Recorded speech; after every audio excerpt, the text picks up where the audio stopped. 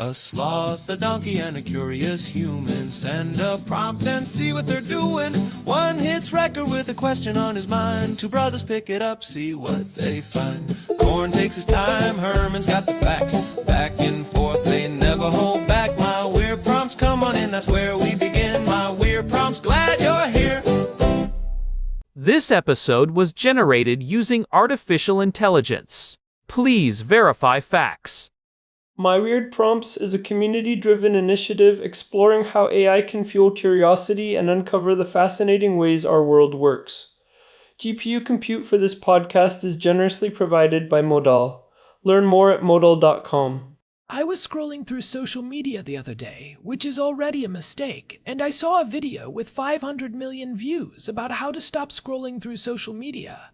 It was a perfectly edited 30-second clip of someone making artisanal toast in slow motion while a soft piano played in the background. The irony was so thick you could spread it on that toast.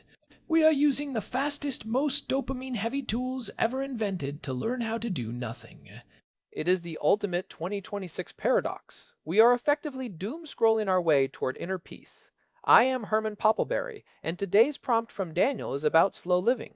He wants us to look at how harried modern humans can actually lean into what I consider to be your natural habitat, corn, the sloth lifestyle. It is about time the rest of the world caught up to me. Honestly, it feels like the hustle culture of the last decade has finally hit a wall. We have optimized everything. Our sleep, our diets, our workflows with artificial intelligence, and yet everyone I know feels more behind than ever. Daniel's prompt really hits on this idea that deceleration is not just a luxury anymore. It is a survival strategy. I think that is a crucial distinction. For a long time, slow living was seen as this aesthetic choice for people with too much time on their hands. You know, the people who move to a farm and spend 4 hours making a single candle. But when you look at the data from the last couple of years, especially following that massive digital detox movement in early 2025 where 10 million people participated globally, it is becoming a mainstream public health intervention. We have reached a point where our biological hardware simply cannot keep up with the digital software we are running. Well, as a sloth, I have been telling you this for years. My entire existence is a rejection of the optimization model. But before we get into my specialized expertise in doing nothing, we should probably define what we are actually talking about. Slow living isn't just being lazy, right? Not at all. It is a structural rejection of optimization as the default mode of existence. It is the choice to prioritize presence and quality over speed and volume. I was reading some work by Jonathan Haidt recently. He is the social psychologist who wrote The Anxious Generation. He actually stood up at the World Economic Forum last year and called for a weekly digital Sabbath as a public health necessity. A full 24 hours every week with zero digital technology. When the people at the World Economic Forum are talking about turning off their phones to save the economy, you know the system is redlining. It is funny, because when humans try to slow down, they often treat it like another task to be optimized. They get an app to track how much they are not using their phone. But the biology of speed is where this gets really interesting. I want to talk about something that I think is the gold standard of slow living. You know Daniel's wife, Hannah? I am aware of her legendary patience, yes. She is my hero. Daniel has mentioned that Hannah can spend 90 minutes eating a single bowl of pasta. No phone, no television, just eating the pasta. To most modern humans, that sounds like a form of torture or a massive waste of time. But from a biological perspective, Hannah is the only one doing it correctly. She really is. There is a specific physiological mechanism here called the satiety lag. It takes about 20 minutes for your body to realize it is full. Your gut has to release hormones like leptin and GLP-1 to signal to the brain that the fuel tank is topped up. If you inhale a sandwich in 5 minutes while answering emails, you have finished the meal before your brain even knows you started. You end up overeating, feeling sluggish, and completely missing the sensory experience. Well, I am not supposed to say that word, but you are hitting the nail on the head. Hannah has reached a level of evolutionary peak performance by moving slowly. She is giving her endocrine system time to communicate. Most people are living in a state of metabolic whiplash, and it is not just about food, it is about how we process information. That leads directly into the neuroscience of what the Dutch call niksen. It literally translates to doing nothing, but specifically doing nothing without a purpose. Not meditating to lower your blood pressure, not listening to a podcast to learn something, just sitting. I call that Tuesday. But here is the thing, Corn. When you are doing nothing, your brain is actually incredibly busy. There is something called the default mode network, or DMN. It is a large-scale brain network that kicks in when you are not focused on the outside world or a specific task. Research shows the DMN is where creativity happens. It is where your brain synthesizes disparate pieces of information, solves complex problems in the background, and builds your sense of self. If you fill every spare second with a screen, you are effectively starving your default mode network.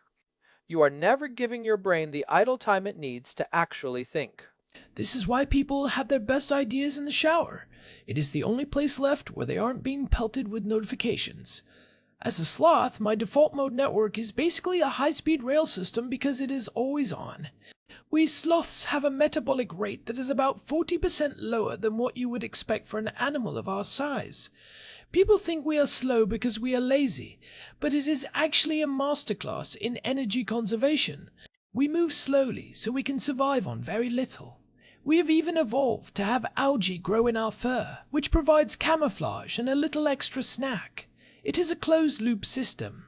I am not sure I can convince our listeners to grow algae in their hair, but the principle of metabolic efficiency is fascinating. We act as if human energy is infinite as long as we have enough caffeine, but our cognitive energy is a finite resource. When we try to operate at 2026 speeds all day, we are essentially burning through our biological capital. It is unsustainable. Even the corporate world is starting to realize this. You mentioned that 42% of Fortune 500 companies now have digital wellness programs. That isn't because they suddenly became Zen monks.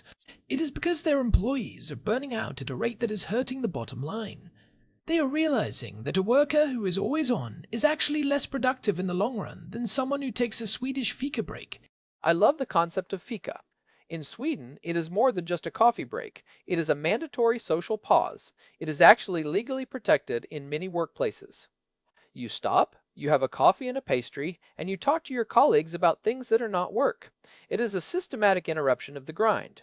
And if you look at the productivity stats, Sweden consistently punches way above its weight.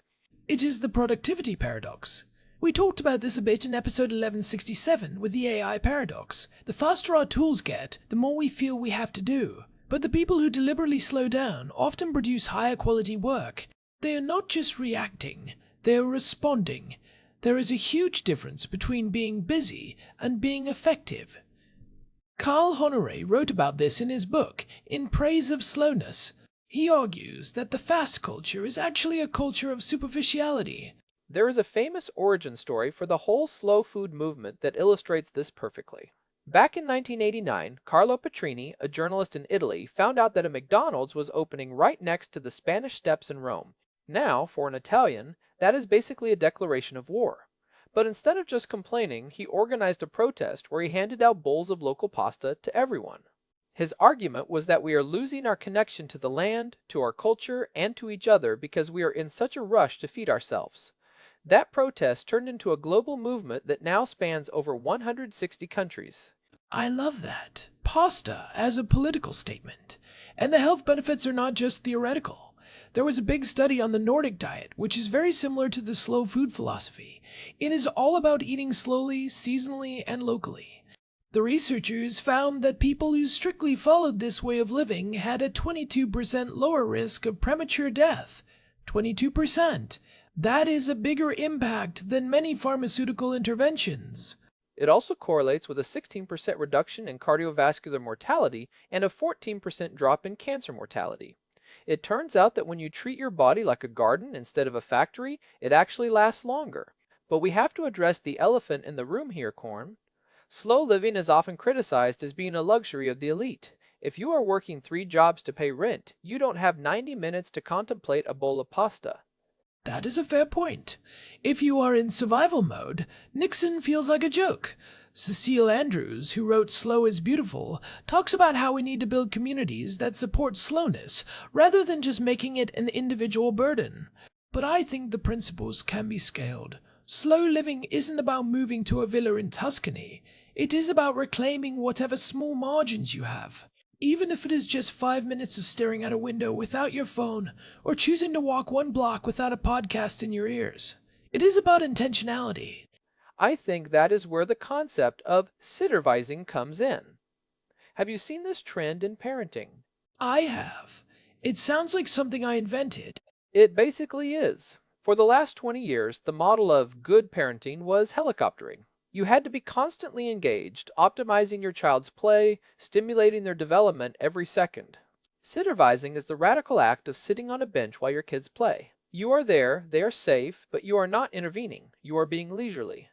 It turns out this is actually better for the kids because it encourages unstructured play and independence. A 2025 parenting survey found that 52% of parents are now actively encouraging this kind of unstructured outdoor play. It is a rejection of the idea that every moment of childhood needs to be a coached learning opportunity. It is the same with what the Norwegians call friluftsliv. I am probably butchering the pronunciation, but it translates to free air life. It is the cultural practice of just being outside. Not hiking for a personal best time, not mountain biking for the adrenaline, just being in the woods. 77% of Norwegians do this weekly.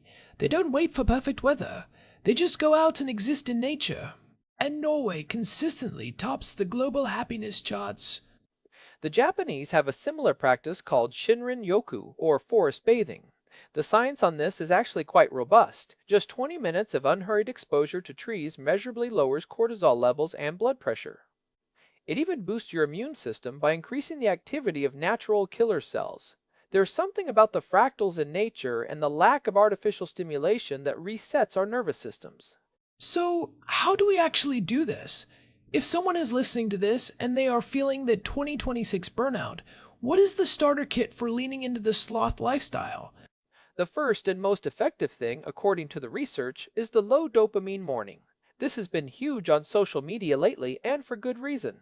The rule is simple: no screens for the first 60 minutes after you wake up. That sounds easy until you actually try to do it. Your hand just gravitates toward the phone like a magnet. It really does. But when you check your phone the second you wake up, you are immediately putting your brain into a reactive state. You are flooded with cortisol from news alerts or work emails before you have even had a cup of coffee. By waiting an hour, you allow your brain to transition naturally out of sleep. You can sit with your thoughts, look out the window, or just enjoy the silence. It sets a completely different tone for the rest of the day. I would add monotasking to that list. We've been sold this lie that multitasking is a high-level skill. It isn't. It is just rapid task switching that lowers your IQ by about 10 points in the moment. Monotasking is the deliberate act of doing one thing at a time. If you are writing an email, just write the email. If you are talking to your son, Ezra, put the phone in the other room and just be a dad. It feels slower, but you actually get things done faster because you aren't paying the switching cost every 30 seconds. And then there is the savor pause. This is a micro habit. Mid-meal or mid-activity, you just stop for 10 seconds. You check in with your senses. What does this food actually taste like? What is the temperature in the room? How does my body feel? It is a tiny tether that pulls you back into the present moment. It breaks that autopilot mode that most of us live in. I also think we need to talk about analog hobbies, things that physically cannot be sped up. You can't make sourdough bread go faster. The yeast works at its own pace. You can't make a garden grow faster. You can't knit a sweater in 5 minutes. These activities force you to synchronize your internal clock with the physical world. It is incredibly grounding. It is a way of reclaiming your time from the machines. We spend so much of our lives interacting with interfaces that respond in milliseconds. When you do something analog, you are reminded that reality has texture and weight, and, most importantly, a natural rhythm that doesn't care about your deadlines. I think the ultimate goal here is to move from optimization to presence.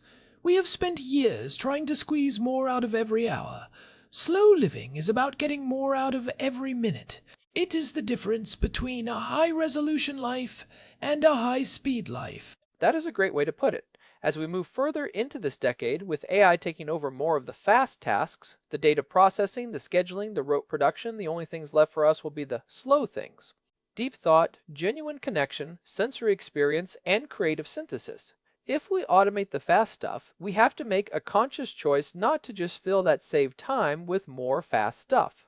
That is the big question, isn't it? If AI gives us back 10 hours a week, are we going to use it to do more work, or are we going to use it to eat pasta for 90 minutes like Hannah? I know which one I am choosing.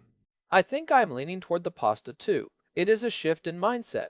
We have been trained to see downtime as a failure of productivity, but we need to start seeing it as a requirement for humanity. We aren't donkeys or sloths, well, one of us isn't, but we are biological organisms. We have limits. And those limits are actually where the beauty of life lives. You can't appreciate a sunset if you are sprinting past it to get to the gym. You can't have a deep conversation if you are checking your watch. Slowness is the key that unlocks the high-resolution version of the world. If you want to dive deeper into how rest and downtime are being rebranded, you should check out episode 1160. We talked about the biology of napping and how even corporations are starting to install these high-tech power pods. It fits perfectly with this shift toward intentional deceleration. Or, if you are feeling the pressure of the AI paradox specifically, episode 1167 covers how to handle the burnout that comes from these efficiency tools. It is a good companion piece to what we discussed today. This has been a really grounding conversation, Corn. I think I'm going to go sit in a chair for 20 minutes and do absolutely nothing. Welcome to the fold, Herman. The algae will start growing shortly. I will pass on the algae, but I will take the peace and quiet. Big thanks to our producer, Hilbert Flumingtop, for keeping the gears turning behind the scenes. And a huge thank you to Modal for providing the GPU credits that power this show. Their infrastructure is fast so that we can take the time to be slow. This has been My Weird Prompts. If you are enjoying the show, we would love for you to leave a review on your podcast app. It really helps other people find us in the digital noise. We will be back next time with another prompt. Until then, try taking a savor pause. It is worth it. Goodbye. See ya. This episode was generated using Gemini Flash 3. Text-to-speech engine was Chatterbox. Thanks for listening to our show, My Weird Prompts, where our thoughts go from slow takes to facts on cue. We change and follow through. My Weird Prompts, that's the flows from slow.